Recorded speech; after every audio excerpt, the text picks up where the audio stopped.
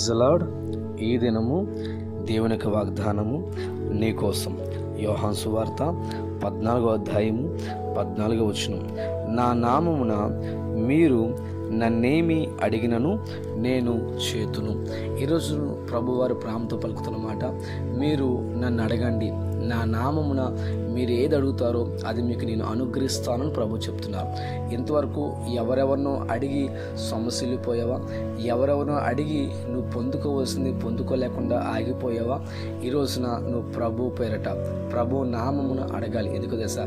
అన్ని నామముల కంటే పైనామం యేసునామం. యేసునామము సర్వశక్తి కలిగినటువంటి నామం.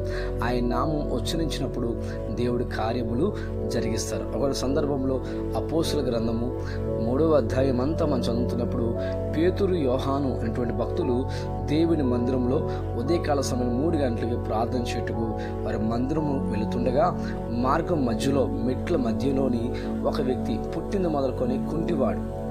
ఆ వ్యక్తి అక్కడ అడుక్కుంటూ జీవిస్తున్న సందర్భం చూస్తున్నాం.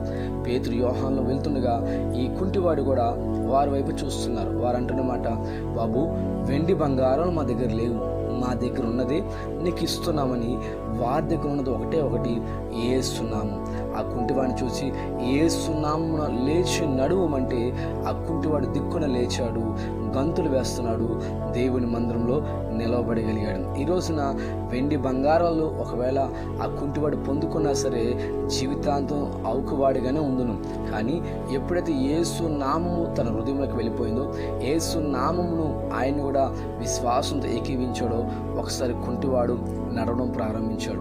ఈ రోజున నీ కుటుంబంలో ఏ సమస్య ఉందో నాకు తెలియదు, ఈ రోజున ఏ బాధతో నువ్వు వేదన పడుతున్నావో నాకు తెలియదు. కానీ విశ్వాసంతో, ప్రభువా, అన్ని నామల కన్నా పైనామం నీ నామం కదా ప్రభా, నీ నామమును ప్రార్థిస్తున్నాను, నీ నామమును అడిగితే నువ్వు చేస్తా అన్నావు కదా ప్రభా, ఇప్పుడే ఈ వాక్యం వెంటనే నేను అడుగుతున్నాను, నాకు చెయ్యండి అని ప్రభువుకు అప్పగించండి. మీ కుటుంబంలో దేవుడు గొప్ప అద్భుతం జరిగిస్తాడు. ఈ వాగ్దానము మీ కుటుంబంలో దేవుడు నెరవేర్చునుగాక. ఆమేన్.